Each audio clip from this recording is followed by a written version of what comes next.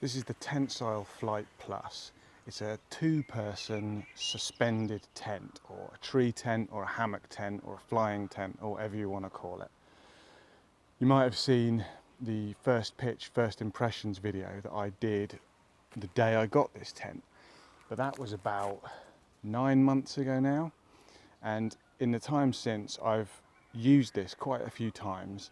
I've got it with me on my cycle tour around Norway, currently in Sweden this summer, and I had hoped that by this point I would be a drop-dead expert in this tent, and I'd be able to give a really good in-depth review, the perfect setup video, loads of cool hints and tips and practical kind of pointers from someone who's really lived in this tent in the wild for a good long time. The truth is, I haven't actually used this tent as much as I thought I would on this trip, and there are a couple of, I think, good reasons for that, which I'm going to go into in this video. But first off, we're going to talk about a couple of the things that I like about this tent, which it has over a standard tent.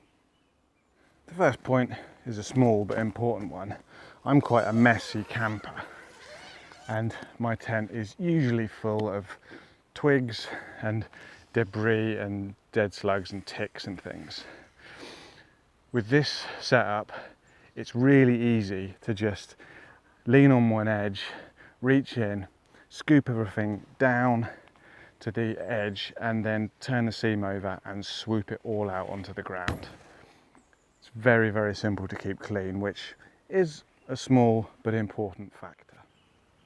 The other thing I really like about this tent, which is a very handy point, is that once you've got it rigged, you've effectively got a tarp up. You know, it covers a good few square meters, and if you get the rain fly on, it probably doubles that sheltered area, as I will show you now. There you go. Let's go and have a look. So you can see there's a lot of usable space under here, and I've actually had some really nice mornings where you wake up and it's raining and you can just slither out underneath the rain fly into this nice sheltered dry space. You can make your breakfast, brew up some coffee, and just kind of sit here and hopefully watch the weather improve for the rest of the day. So I do really like that. So why haven't I used this tent more, you may be asking? The simple answer is it's a hassle. The first 4 or 5 times you pitch it, you'll get quicker each time. It gets easier as you learn its little quirks. After that, it plateaus and it just doesn't get any easier. For me, after a day of cycling, when I am tired and I'm hungry, maybe I'm cold and wet, maybe it's raining, maybe the mosquitoes are massing, I don't want any more hassle than eyeballing a bit of level ground and saying, is that big enough to contain the footprint of my standard ground tent? And with this, it's always more than that. I mean, I think the website says 10 minutes setup, but I have never done it in 10 minutes. You've got to guess your strap heights, you've got to guess your strap lengths, you put a bit of tension in, you see whether your angles and your levels are all okay. Then you often will have to release, adjust, retension, check, release, adjust, retension before it's all ready. If you get it wrong, if one of the sides is sagging or if one of the corners is higher than the others, it just makes for a really uncomfortable night's sleep, I know from experience. And I just don't see a situation where this is ever going to be as quick or as easy as pitching a standard tent. So I found myself actually passing up tree pitches in favour of cycling a few more kilometres to find a ground pitch, because, all right, facepalm from all the ultralight bike packers, I am travelling with 2 tents. A fact I regret massively now, but that's the way it is. You know, and there have been 1 or 2 pitches where I've been able to use the tree tent where I couldn't have used a ground tent. places where the ground was very rocky or very wet or on a slope, but there have been far more places where I could pitch a standard tent that I couldn't have used this. So that for me is the real kick in the teeth. It's just a hassle that I don't want at the end of a hard day pedalling. The other point that is difficult about this is something that most other reviews also pick up on this, and I even mentioned it in my first setup review, but I wanted to love this tent so much that I think I kind of overlooked it, and that's the issue of space. So if we get in, I'll show you what I mean.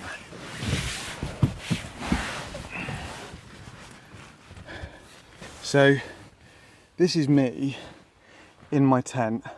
I am a shade over 6 feet tall, and you can see that I kind of fit, you know. I wouldn't want to be much taller than this, but I kind of fit, and it seems fine. Where the problem comes in is when you start wanting to get other stuff into this tent as well, because you will. The flooring material is very strong. You know, this is a very well-made tent, but it is incredibly thin and is of zero use as insulation. So you will, unless you're camping out in the height of summer, you will want a sleeping pad, and this is where the issues really start. So I've got my sleeping pad in. To be fair, this is quite a fat, wide pad. This is the Thermarest Camper SV, which is very comfortable. I've reviewed it before, check out my review, but it is quite big and bulky. And you can see, it doesn't really fit. It's pushing up against the fabric on this side, it's pushing out the fabric on this side. And if I get in, you'll see it's raised me up enough that the mesh here is actually sitting on my face, and I can't really escape from it anywhere I go. It's rather cramped and confining. And down in the footbox end, my feet are now pushed up right against the roof. This immediately is not a huge problem. One of the nice things about this tent is the ventilation is really good because you're open all the way around the bottom. I've never had issues with condensation on the inside of the fly, and the fly is impeccably waterproofed. I've never had any dampness issues. So you can press up against there and it's fine. You're putting a bit of wear and tear on the fabric, I guess, and you're maybe losing a bit of heat if that's a worry for you. But it's just a comfort thing mostly. And then you start thinking on top of this, this is a 2-person tent. There's no way you're getting 2 sleeping pads in here. It's just not going to happen. And then you sort of think, I don't even know if I'd get 2 people in here. If I was sharing this with another person, my tent buddy would have to be a good 5 inches shorter than me. Otherwise, we're going to be overlapping feet in the night, and it's going to be very uncomfortable. The final point to consider when we're talking about space inside is gear storage. So most of my stuff is in dry bags and panniers, and I generally just pile it up underneath. You've got this dry area underneath, that's fine. Sometimes you might have stuff, I don't know, valuables or whatever, or for some reason you want your gear in the tent with you. And then you start to run into problems because you've got this little suspended pocket, which is fine for a phone, a passport, maybe a torch. But anything more than that, and it starts to sag. It comes down and down, and it ends up sitting on you. If you want to get up in the night, you get tangled in it. It's annoying. It's annoying. And you look at all this extra space. If you're on your own, you think, oh, I'll put my pack over there. But anything you put over there, once you're in here, is gonna slip down towards you in the night. Every time you move, every time you shake the rig, everything slips into the middle. And every time I've tried to sleep in there with a pack or anything more than just the clothes I've taken off, you just end up in a big pile in the middle with all your gear, and it's not comfortable, it's not practical. So this might all sound like I'm damning and condemning this tent to the ground, but it's not necessarily true. I'm damning it as a bike packing and backpacking tent, which is what it's billed as. I'm damning it. It's too complicated to set up. I don't find it that comfortable to sleep in, even when pitched perfectly, and when not pitched perfectly, it's horrible to sleep in. And it's too heavy. It's 3 times heavier than my standard one-person ground tent. I think it's like 3 or 4 kilograms. So it's not for me, I guess. Having said that, there are situations where I can see it could work. You know, it's a well-made tent, it's well thought out. If you were going to be camping somewhere that you knew you were rocking up, you were going to pitch and stay for a few nights, then the slight extra investment in time and hassle in setting it up is probably worth it. If you're a hammock camper or someone who doesn't mind sleeping on their back or doesn't mind sleeping in that suspended position, then it's probably great. If you've got some kids and you want to put them in a slightly more exciting tent, you know, add some extra drama to a camping trip, then it's cool. It is a cool thing. But I have to say, as a backpacking tent, which is what it's billed as, nah. Too complicated, too heavy. That's my take home from this. Now I know, because I've been in your shoes, that a few of you are going to buy this tent regardless of my review or what anyone else says, just because it's cool and you want to try it. And that's fine, it might even work for you. So there are a few things, not really practical tips or anything, just things I've noticed that I can throw your way that maybe you'll find useful. Bear in mind that the greater the distance between this rigging point and the corner of the tent, the more that corner will sag when you get in it. So the head end generally sags more than the foot end because that end is where all the weight is. So if you're going to rig it asymmetrically in any way, keep the head end maybe 6 inches higher than the foot end if you want a more level lie. That's what I've found anyway. All the guying points and the straps that hold the fly on are elastic, and they're all connected together into these little hooks and various things with simple overhand knots. And what I've found is that the constant tensioning and releasing of the elastic was causing those knots to come undone, to slip pretty quickly. I think within the first 3 pitches, I'd lost 2 of these little plastic hooks just because the knots come undone and they ping off into the undergrowth. So I found that undoing all the guys and replacing the overhand knots with bowline knots works much better, because you can pull tension into the elastic and that tension actually holds the bowline closed. So it's a much better knot in my opinion. I would do that. I would also say that actually losing a couple of the hooks was a bit of a bonus, because keeping those 2 hooks together under tension is actually quite difficult. So what I found was that, again, instead of having the 2 hooks, you have 1 hook and 1 bowline making a loop, and that way you can just hook the hook into the loop, and it's a lot easier than trying to make 2 of these hooks stay together and hold the fly on. So I would say take 1 hook off each of the corners of the guy, save yourself a couple of milligrams, and make the fly attachment a lot easier and a lot more secure. When it comes to actually pitching, I've had the most luck putting the web lock on at the foot end, guessing the length of this strap as best I can, then coming up to the ratchet, thread it through, pull it to kind of about the right length, and put just a 1/4 turn into it, enough so that when you pull it, it holds some tension. It will hold the weight of the tent. But if you need to adjust it, you can just twist it back and adjust the length of it.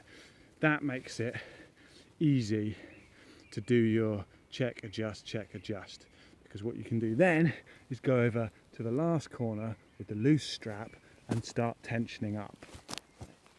Just take this last loose end and pull it all up, and you can see I can put some tension in the system even though the ratchet has only done a quarter turn, and this is enough that we can go down and eyeball our straps against our line-up labels on the other side, and we can check all the levels and we can check all the angles and things and get a good idea of when it's all set up correctly. Once you've got everything level and you want to tie off your final loose strap, the knot is quite important that you use, and there are instructions for tying it on the Tentsile site and everything. I think a cow hitch, I'm not sure. But anyway, the important thing is to leave the quick release loop, otherwise you will be doing a lot of fiddling to get this undone in the morning after you put some weight on it. And make sure that the loop is pointing back down the strap towards the tree, and this loose end is pointing out towards the tent. So that way, even after you've put a lot of tension on this, you can just pull it through with a bit of a jerk and it will all come undone. And it really is, it's an easy one to undo, but it will hold your weight and your bouncing. I don't know what you'd be doing in the tent that would be making it bounce, but this will hold it. Once you've got everything rigged, you're going to inevitably be left with these straps that quite often will run all the way down to the ground, and they'll be hanging in the mud and the dirt and things. So quite a nice way to tidy up these straps and to keep them out of the grime is to use a chain Sinnott. And to do this, all you do, grab your strap, make a loop like that, reach through that loop and grab the strap, pull it through to make another loop. Then you reach through that loop, grab the strap, pull it through to make another loop. Reach through, pull it through, reach through, pull it through, reach through, pull it through, and keep doing that for as long as you need until you've got it all tied up. And that way it hangs down, it's not hanging in the dirt. It looks kind of cool as well. Chain Sinnott, look it up online, there's loads of different ones I think. And the nice thing about this is that when you want to pack up in the morning, you just grab the end and pull it and it all falls apart. So it's a really easy one. Final tip then is strap storage when you're breaking camp. You want to be able to store these so they don't all get tangled up in the bag. So I find the easiest way, take the loop, put your hand through the loop and just wind up around your hand, just bundling it up into a little donut all the way.